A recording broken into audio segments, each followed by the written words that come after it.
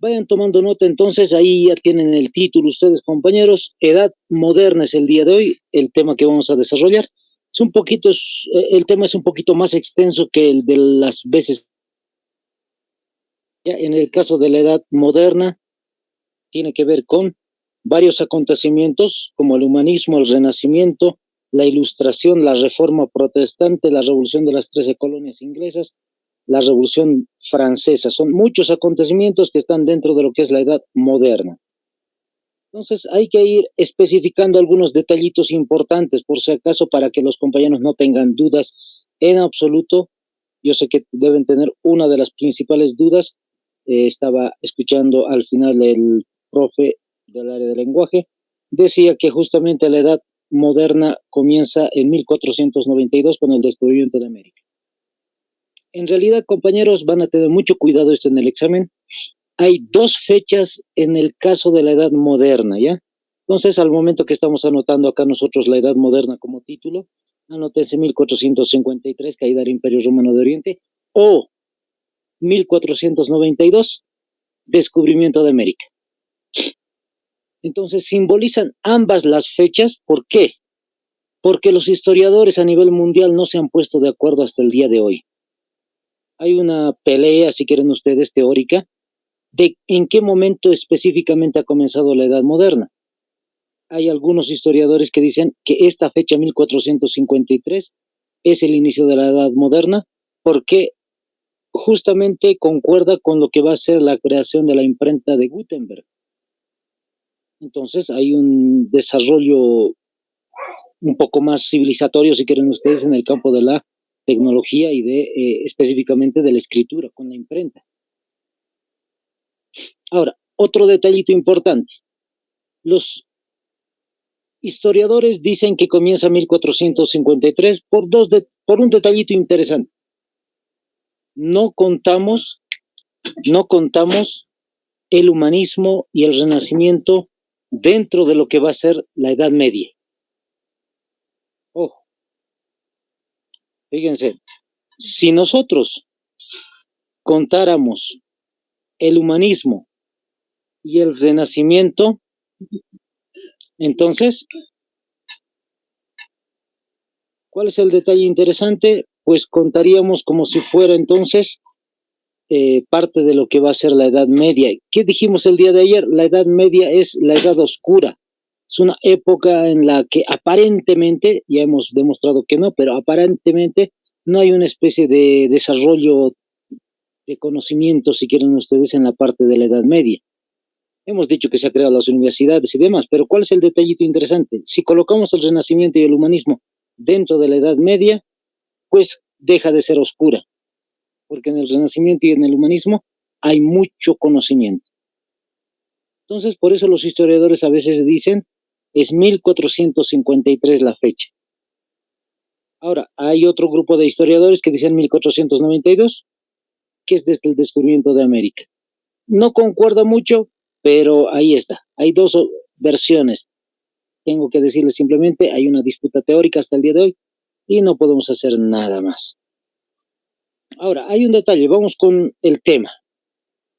El caso de la Edad Moderna, fíjense, dice caída del Imperio Romano de Oriente o también caída del Imperio Bizantino o también caída del Imperio Griego.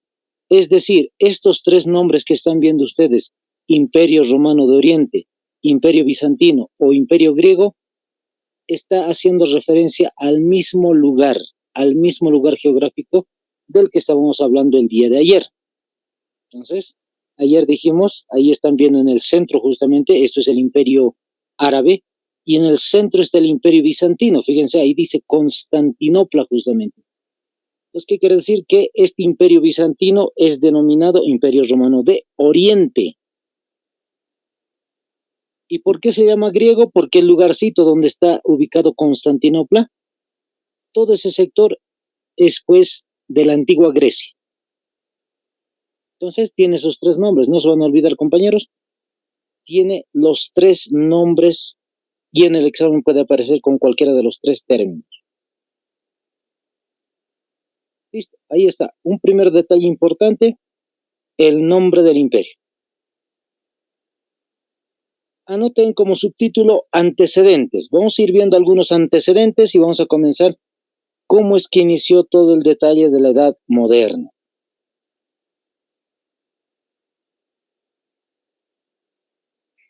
Antecedentes. El primer antecedente que vamos a mencionar el día de hoy es esto que están observando. Vayan sacando capturita y anotándose ustedes, compañeros. La caída del Imperio Romano de Oriente, justamente. Todo ese sector que están observando ustedes, compañeros, era parte del Imperio Romano de Oriente, que en algún momento, pues, va a ir decreciendo en tamaño. Fíjense un ejemplo. En el año 550, ese era el tamaño del Imperio Romano de Oriente, o llamado también, como ven ahí en el título, Imperio Bizantino. Pero el año 1050 se ha reducido el tamaño de lo que va a ser el Imperio Bizantino. Ya no lo tiene como referencia Jerusalén, solamente es Antioquía, Constantinopla, Roma y Atenas.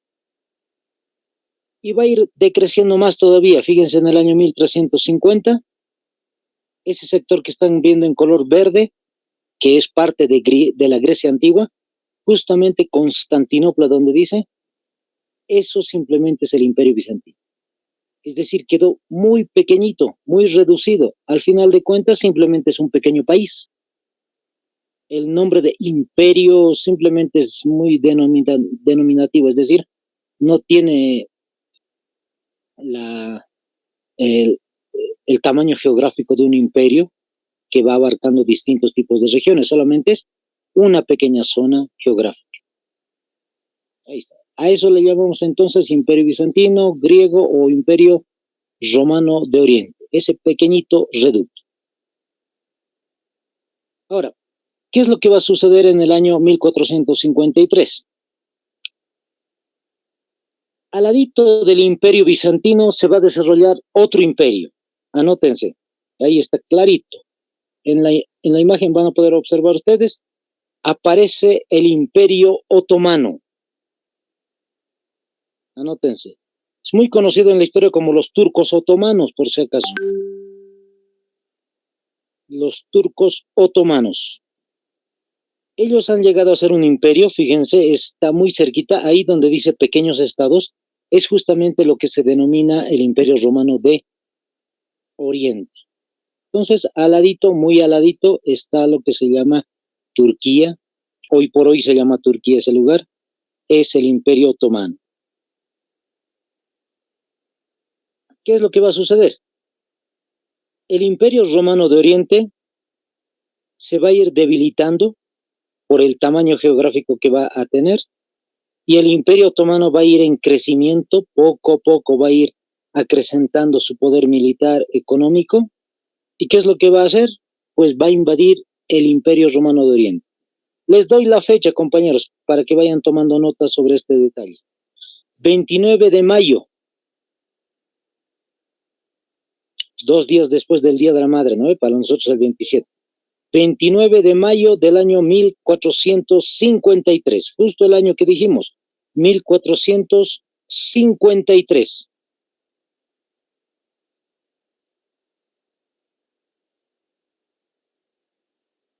Ese 29 de mayo de 1453, compañeros, es la misma fecha que están observando aquí al inicio.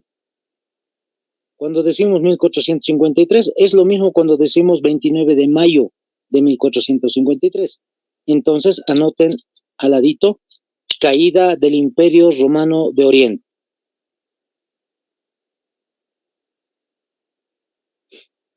Entonces, ya les he contado un poquito el contexto de lo que es justamente la caída de este imperio.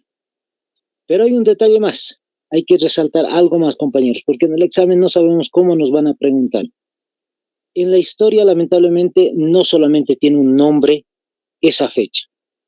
Ese mismo 29 de 1453 tiene otro nombrecito. Anótense. Toma de Constantinopla por los turcos. Otra vez.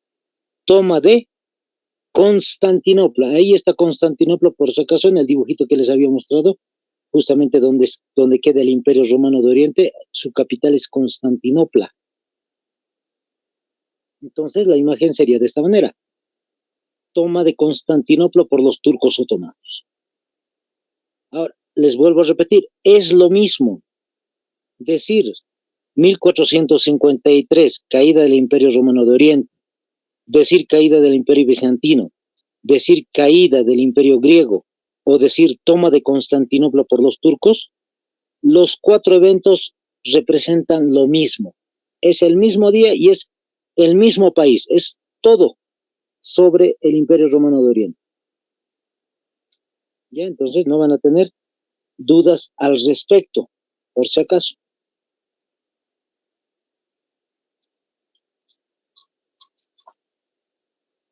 Ahí está. Entonces, a tener en cuenta ese detalle, compañeros, para el caso del examen. Ahora, una vez conociendo que ya ha caído el Imperio Romano de Oriente, pues ahora recién va a comenzar la edad moderna, chicos. Recién va a comenzar. ¿Cómo es que va a comenzar la edad moderna? Vamos a anotar lo siguiente, ¿ya? Primer subtítulo, van a ir tomando nota ahí, el humanismo.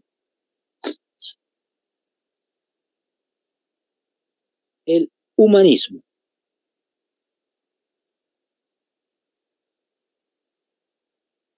El humanismo se va a desarrollar entre los siglos XIV hasta el XVI.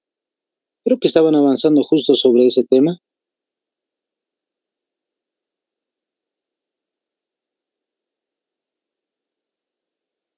Entonces, el lugar geográfico va a ser Italia, como están observando, pero no es concretamente Italia. No tenía el nombre todavía de Italia, eran estados divididos. Son tres estados, ciudades específicas en las cuales se van a desarrollar esto que se va a llamar el humanismo. Como están observando ahí en color verdecito justamente, Venecia, Florencia y Roma. Anótense. Esas son las tres ciudades específicas en las cuales se ha ido desarrollando el humanismo. Primeramente vamos a ver cuál es el contexto histórico en el cual se va a desarrollar el humanismo, es decir, en otras palabras, ¿por qué motivos va a comenzar este humanismo? Y en segundo lugar les voy a explicar qué es el humanismo. Listo. Vamos con el primer detalle. Quedamos acá nosotros, compañeros. Toma de Constantinopla por los turcos otomanos. ¿Dónde queda Constantinopla? Dijimos, en ese pequeño lugar en color verde, esa pequeña zona geográfica. Ahí donde están observando ustedes Antioquía, eso es el Imperio Otomano. Están cerca, lado a lado. Entonces el Imperio Otomano lo que ha hecho es tomar Constantinopla. Pero hay un detallito más. El nombre de ese sector es Bizancio, es decir, es el Imperio Bizantino. Dentro de este imperio, llamado romano, de Oriente, bizantino o griego, había un grupo de personas que se las llamaba de esta manera, anótense, sabios bizantinos. Así se los conocía. Eran del Imperio Romano de Oriente, pero también llamado bizantino. Entonces, por ese motivo es que le han colocado el nombrecito de sabios bizantinos. Listo, ya tenemos la idea de que se llamaban sabios bizantinos, un grupito de personas. ¿Por qué eran sabios? Porque eran conocedores, eran intelectuales, si quieren ustedes. Ahora, ¿sobre qué eran conocedores o intelectuales? Sobre los conocimientos de la antigua Grecia.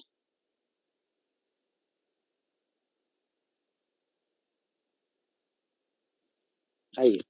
A ver, sobre los conocimientos de la antigua Grecia. Pregunta, compañeros. Les voy preguntando, a ver, quisiera que me digan, cualquiera de los compañeros, cuál es o cuáles son los avances culturales de la Grecia antigua. Ahí está. En algún momento les dije el día de ayer, anteayer, voy a ir preguntándoles. A ver, quisiera que cualquiera me diga, prende su micrófono, yo sé que todos tienen micrófono, entonces encienden su micrófono y me dicen, profe, estos son los avances culturales de Grecia. Unos 2, 3, 4 a lo mucho que me puedan decir los avances y ya. A ver. O voy dando nombres, compañeros.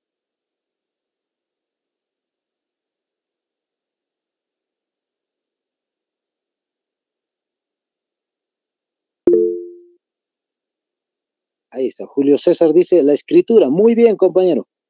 El alfabeto, ahí está. 1. Los demás compañeros, a ver.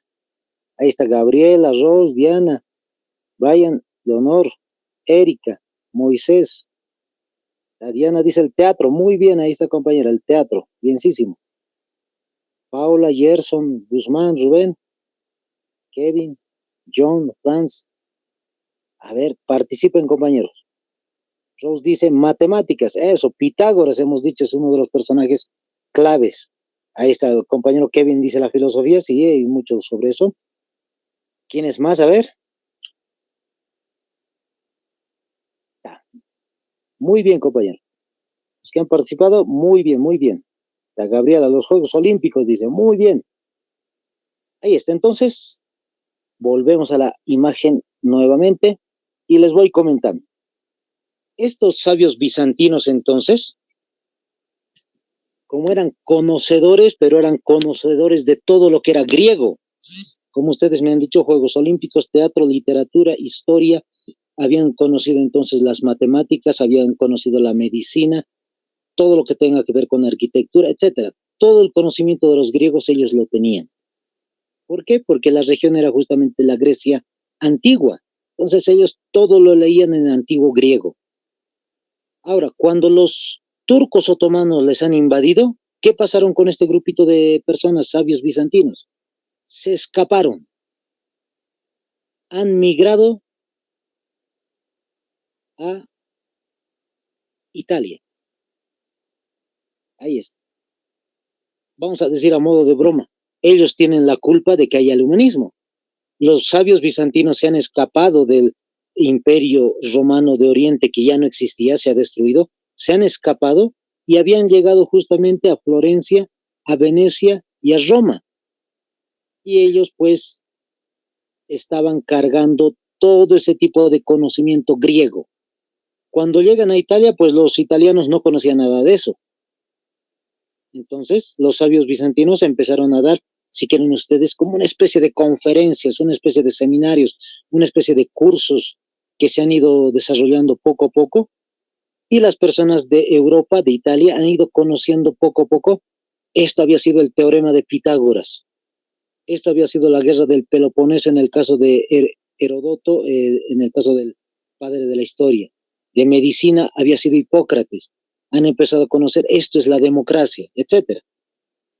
A tal punto que han formado un movimiento llamado humanismo. Ahora sí vamos con la definición. ¿Qué había sido el humanismo? Anótense, chicos. Fue un movimiento cultural. Ahí está. Fue un movimiento cultural que quiso recuperar la antigüedad clásica. Les vuelvo a repetir. Fue un movimiento cultural que quiso recuperar la antigüedad clásica. Subrayen esas dos palabras últimas que les he mencionado. Antigüedad clásica, subrayenlo biencito, compañeros. Coma. Especialmente lo griego. Especialmente lo griego. Punto aparte. Ahí está. Eso había sido el humanismo, les vuelvo a repetir, los sabios bizantinos se fueron del Imperio Romano de Oriente hacia Italia y empezaron a desarrollar este movimiento llamado humanismo, que es bien sencillito, quieren recuperar todo lo que va a ser antiguo. Es como aquí en Bolivia, no sé si se han dado cuenta ustedes cuando eran pequeñitos, hasta el día de hoy.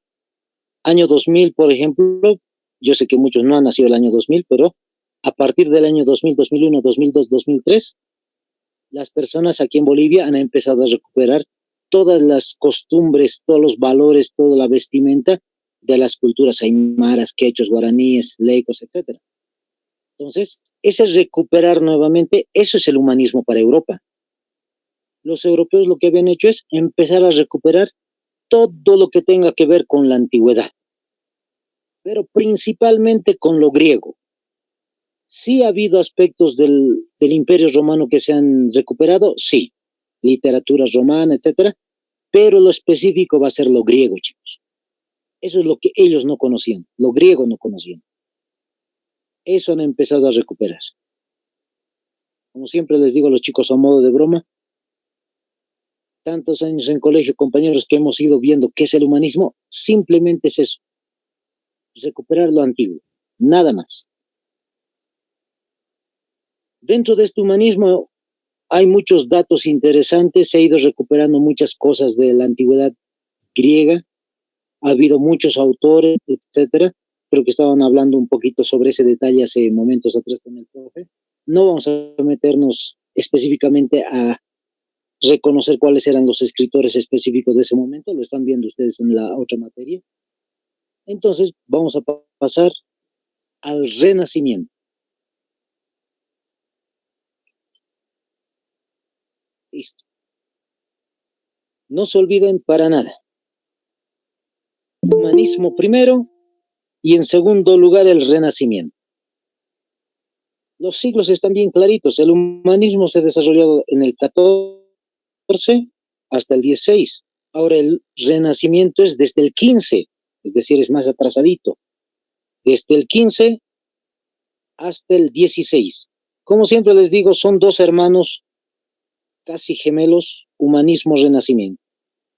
Solo que cada uno apunta a distintos sentidos. ¿Ya? El humanismo es lo antiguo. ¿Sí? Ahora, ¿por qué colocamos la misma imagen? Anótense, chicos. Se desarrolla el Renacimiento pues en Florencia, Venecia y Roma, en los tres mismos estados de Italia. En esos tres mismos, Venecia, Florencia, Roma, se va a desarrollar también el Renacimiento. Todos sabemos qué significa renacimiento. Renacimiento, pues, etimológicamente va a ser volver a nacer.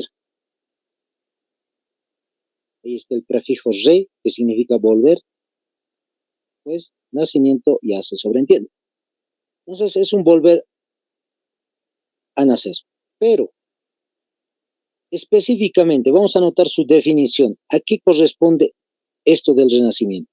Anótense de la siguiente manera. Fue un movimiento cultural, ahí está, también fue cultural, fue un movimiento cultural que produjo nuevos conocimientos,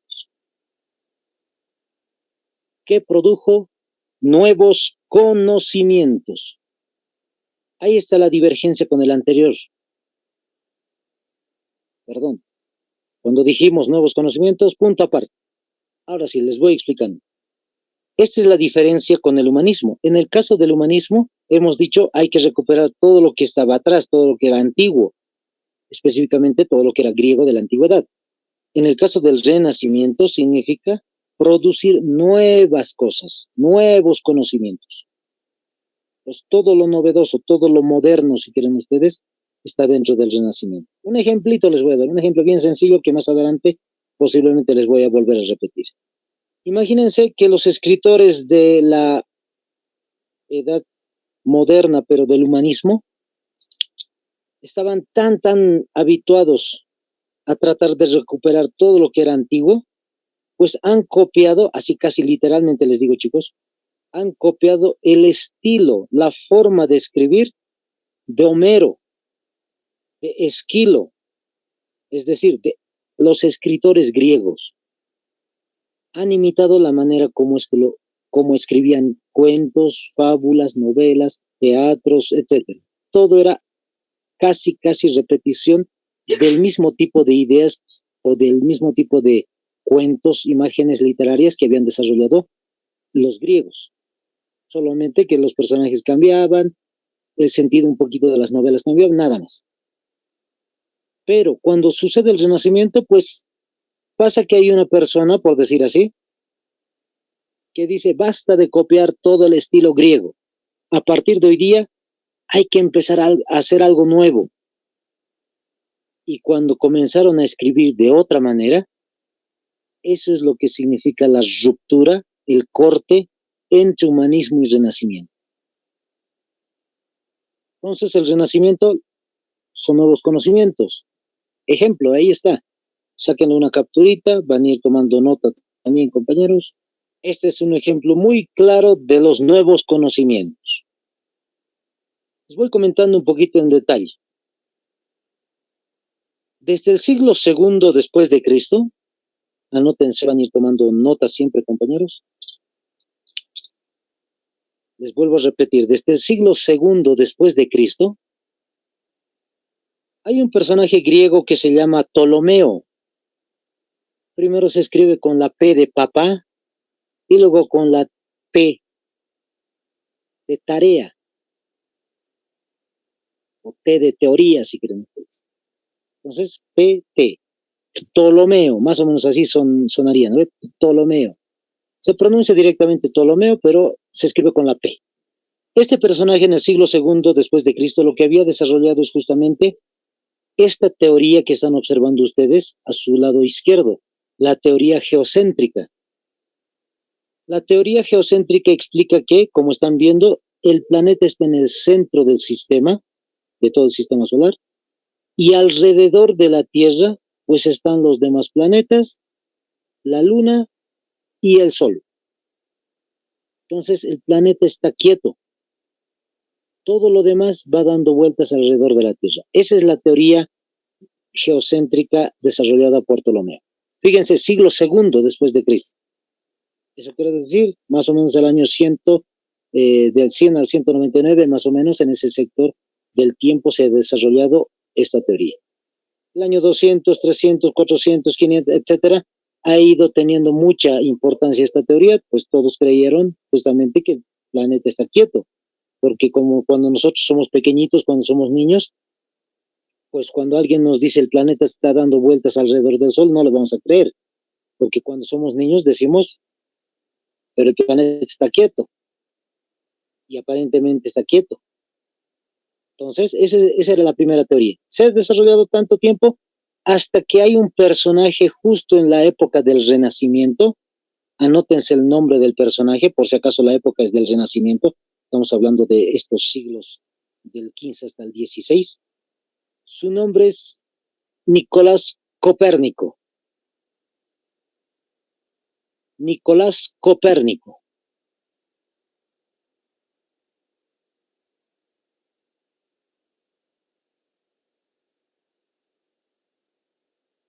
Nicolás Copérnico es un personaje que había desarrollado estudios interesantes sobre esto del movimiento y justamente lanza esta teoría llamada heliocéntrica. Es una nueva teoría, fíjense, simplemente son teorías, es decir, es una hipótesis nada más. La teoría heliocéntrica, como ustedes ya saben, dice el Sol está quieto, más bien la Tierra y los otros planetas están dando vueltas alrededor del Sol. No es que la Tierra está quieta, sino es que la Tierra se está moviendo alrededor del Sol. Es una teoría que nosotros ya la entendemos. Entonces, esta teoría heliocéntrica se ha desarrollado y ambas teorías se han ido peleando constantemente desde el Renacimiento. Se ha desarrollado el Renacimiento, se ha desarrollado la Reforma Protestante, se va a desarrollar la Ilustración y va a haber muchos siglos, estoy hablando del siglo XVI, XVII, XVIII, 300 años, que se van a estar peleando estas dos teorías diciendo cuál será la más verdadera, cuál será la cierta. Y anótense este dato para terminar este detalle de este conocimiento. En el siglo XVIII,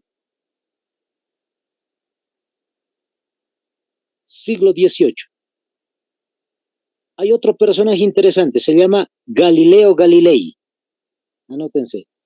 Galileo Galilei. ¿Es el que ha creado el telescopio? Sí, ese personaje mismo. Galileo Galilei. Este personaje lo que va a hacer es comprobar la teoría. Se va a desarrollar distintos tipos de cálculos, estudios que él desarrolla y justamente con las mediciones y demás, y él va a decir la teoría heliocéntrica es la verdadera. Listo. Por el movimiento del Sol, de la Luna y demás y de la Tierra, se concluye que la teoría heliocéntrica es la verdadera y la teoría geocéntrica pues es simplemente una teoría que hay que descartar. Una vez que Galileo Galilei en el siglo XVIII ha aceptado y ha escrito textos sobre este detalle, pues la Iglesia Católica le dijo que tiene que retractarse de lo que ha dicho.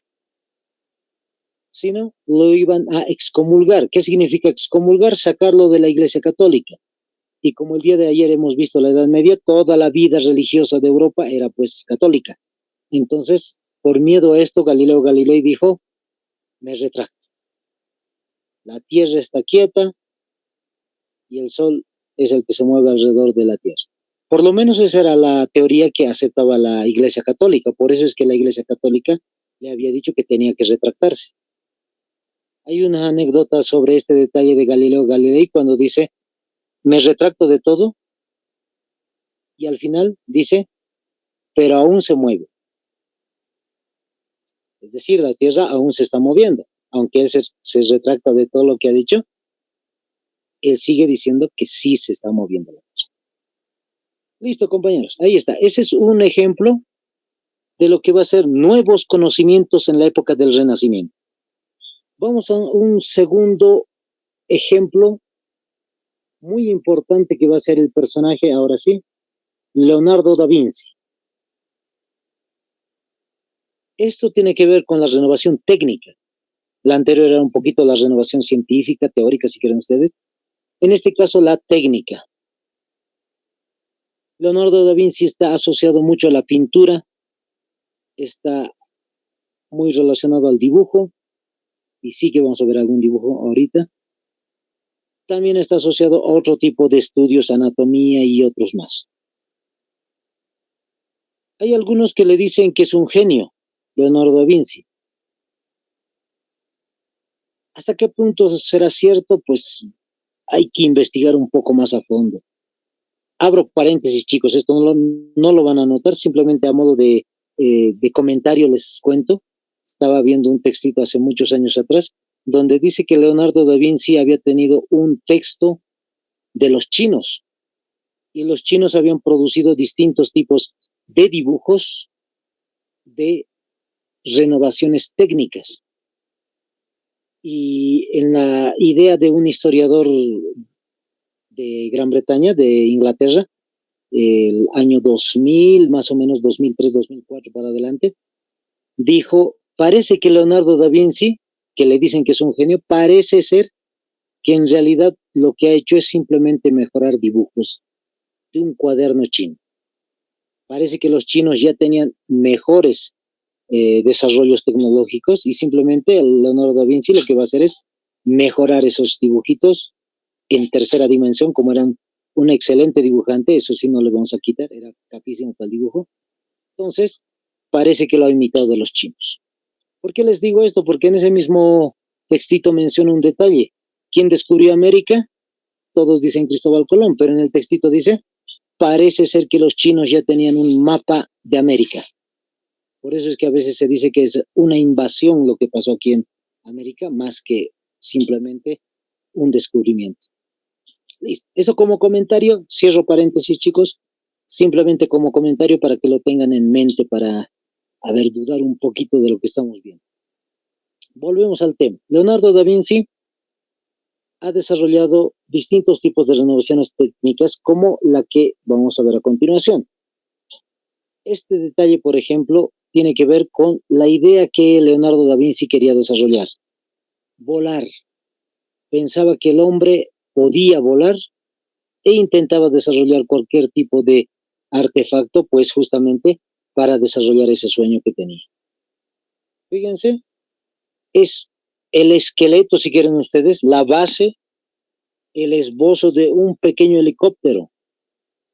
Si están viendo la imagen, fíjense, en la parte de abajo hay una especie de asiento. En el asiento podría estar sentada la persona. Hay una especie de pedales, mejor dicho, pedales. Y fíjense, los pedales están de alguna forma agarrados, si quieren ustedes, a las hélices, y parece un helicóptero justamente. Mientras la persona da con los pedales lo más rápido que pueda, pues va a ir girando las hélices hasta el punto de que la persona pueda elevarse. Por lo menos esa era la idea de Leonardo da Vinci. Fíjense otros dibujos que tenemos sobre eso. Eso vamos a decir hoy por hoy el globo aerostático, pero para ese entonces, fíjense, eran diseños, ideas de que algún día el hombre iba a poder volar. Fíjense, son barquitos que están con globos, con un globo gigante, etcétera. Son ideas que se han tenido.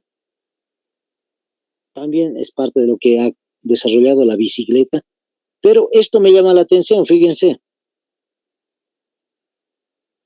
Se me fue ahorita la palabra. Es como una especie de flecha, si están viendo ustedes, pero esto es muy moderno para el caso de Leonardo da Vinci. Fíjense, él ha diseñado una forma de arma moderna. Esto va a dar pie justamente, compañeros, a lo que van a ser las armas modernas posteriormente en la época contemporánea. La ballesta, ya me acordé. La ballesta, lo que estamos viendo nosotros es la ballesta para lanzar flechas justamente. Es una ballesta, pero no tiene la misma fuerza para lanzar simplemente a unos cuantos metros, sino esto va expulsado con tal fuerza que va a avanzar más de la cuenta que cuando se lanza simplemente con la mano.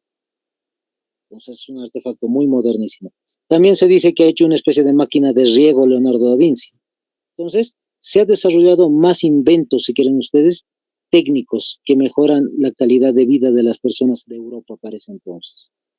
Otro detalle que seguramente van a ver en el área de literatura también, desde ahorita les digo, perdón que me meta en literatura, pero ahí tenemos que hablar sobre el Renacimiento. Otro aspecto importante es la renovación de las ciencias humanas. ¿Qué son las ciencias humanas? Pues todo lo que nosotros conocemos de este colegio, lo que se llama ciencias sociales, lo que es geografía, lo que es literatura, lo que es, entre comillas, religión, etcétera. Todo ese tipo de estudios, la música, por ejemplo, tiene que ver con ciencias humanas. Entonces, la literatura, específicamente, fíjense, el personaje clave de la modernidad es William Shakespeare. Shakespeare es inglés, por si acaso, y él ha escrito esos textos que están viendo al lado del dibujo. Por eso les decía hace momentos atrás, justamente los europeos habían dicho, vamos a hacer un alto del estilo de escribir de los griegos y vamos a comenzar un nuevo estilo de escritura. La literatura de Shakespeare es distinta a la de los humanistas, va a ser completamente diferente. Si a ustedes les preguntan, compañeros, cuáles son los autores de la modernidad, pues es William Shakespeare y ahorita vamos a ver el otro. Por eso les digo, y perdón que les comente esto entre paréntesis, por eso les digo que el Renacimiento no es parte de la Edad Media, es parte de la Edad Moderna, porque a estos escritores se les denomina los escritores de la modernidad. No están en la Edad Media, están en la Edad Moderna. Romeo y Julieta, muchos los han visto. Hasta en sketches cómicos como Cantinflas, como Chespirito, se ha dado justamente este detalle de Romeo y Julieta. Sabemos que es una pelea entre dos familias, etc. Hamlet también es un monólogo. Hamlet tiene una frase muy famosa que dice ser o no ser. He ahí la cuestión. Y todo tiene que ver con ese tipo de versos. El amor, el odio, la tristeza, la alegría, todo tiene que ver con eso. Otelo es un cuentito que se desarrolla en Italia sobre un árabe. En el caso del rey Learn también ha desarrollado este texto. Está clarito, justamente, fíjense, Learn dice, ¿ya? Algún compañero a modo de broma les digo, algún compañero me dijo, profe, él es el escritor del Rey León. No, no es del Rey León, ¿ya? Rey Learn dice. Este es entonces un personaje inglés, como les decía, escritor de literatura. Lamentablemente no ha sido agasajado, si quieren ustedes, reconocido en su tiempo, falleció y después, posteriormente, sus obras han sido reconocidas como modernas, como nuevas, como diferentes. El segundo escritor de la modernidad, ahí está, lo están viendo, Miguel de Cervantes, español. Miguel de Cervantes escribe lo que se denomina este texto interesante de esa época, el ingenioso hidalgo Don Quijote de la Mancha. Espero que alguna vez lo hayan escuchado. aunque se lo hayan visto en una especie de resumen en el YouTube, porque tal vez muchos de los colegios no se han dado esas lecturas, o si es que lo han leído, a veces es un poquito muy enrevesado, es decir, no se entiende muy claramente todo lo que van a dar los diálogos, los personajes.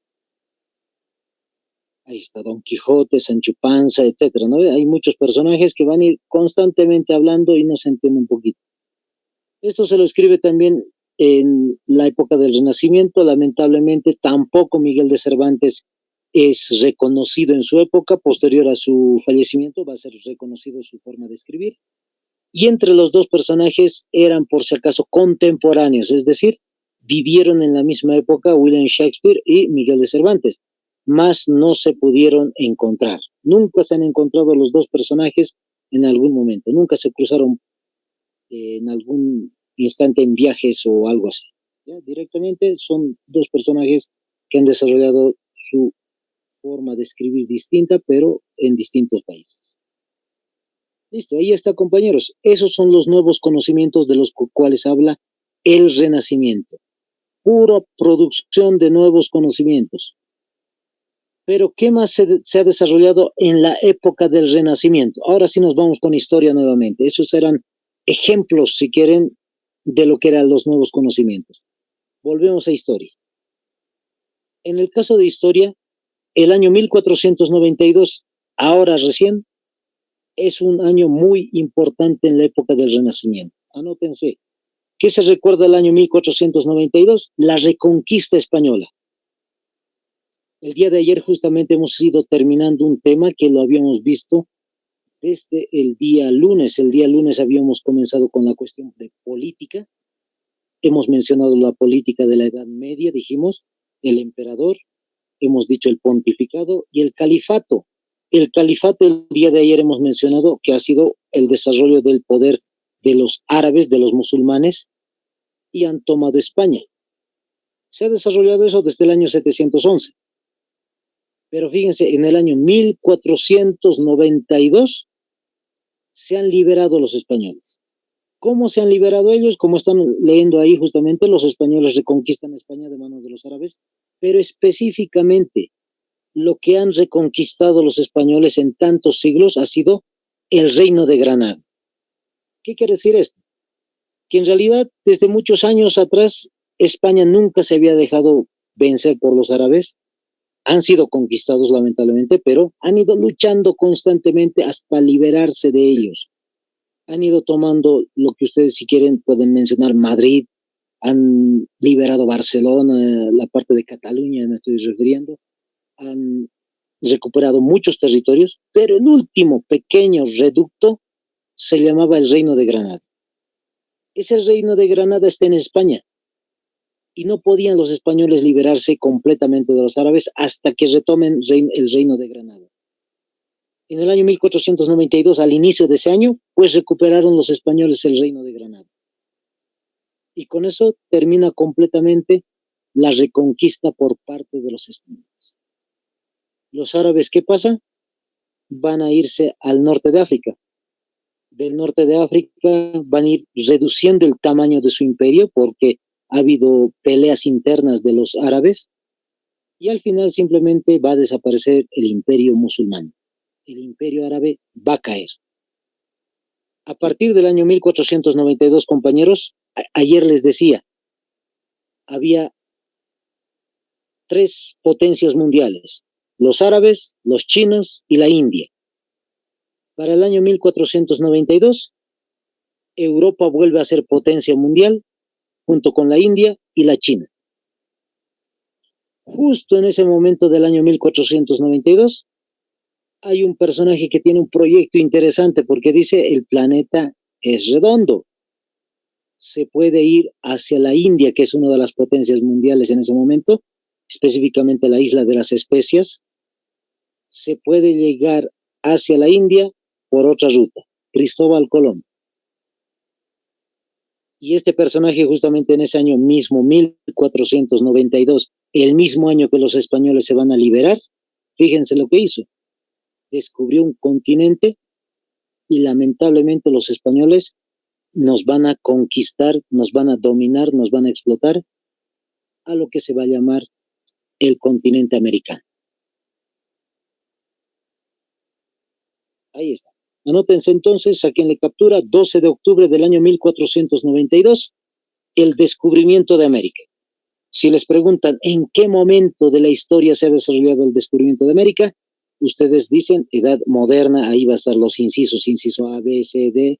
Entonces, tienen que buscar época moderna o la edad moderna. Y si es que en los incisos no está la época, pero sí está el Renacimiento, pues márquenlo ahí donde dice el Renacimiento.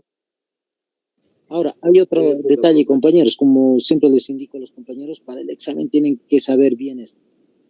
Tienen que saber qué es 1492, pero también en cuestiones de siglo.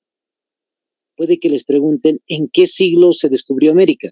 No les van a decir el año, sino el siglo. Es el siglo XV.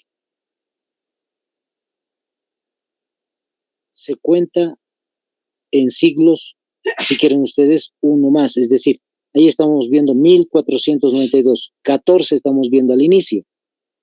Pues se cuenta 15. Y cuando sea 1500 se cuenta 16. Cuando vemos 1700, pues 18. Así. Siglo XVIII, siglo XIX. Así va a ir avanzando. Entonces vayan teniendo eso en cuenta, por si acaso, compañeros. Los que no saben números romanos, siempre les digo, no es malo no saber, sino que simplemente tenemos que empezar a conocer cómo se arman los números romanos. Los que no saben, yo sé que toditos deben saber, pero por si acaso uno que otro tal vez no sepa, tienen que saber los números romanos cómo están colocados en qué momento. Cuidado que les coloquen puros siglos. Inciso A, siglo XIV, inciso B, siglo XV, siglo XVII, siglo XVIII, etcétera, y ustedes no sepan que las letras que representan en siglos, en números. ¿Qué más se recuerda en el caso de la época del Renacimiento? Se crea un nuevo imperio, compañeros. Como hemos dicho anteriormente, fíjense la imagen, a su izquierda primeramente, ahí dice en la parte superior Inglaterra, debajo de Inglaterra está Francia, al ladito de Francia está Imperio Germánico, ahorita vamos a hablar de eso, y en la parte sur, abajo está Nápoles, Roma, eso es lo que se llama los estados itálicos, es decir, Italia.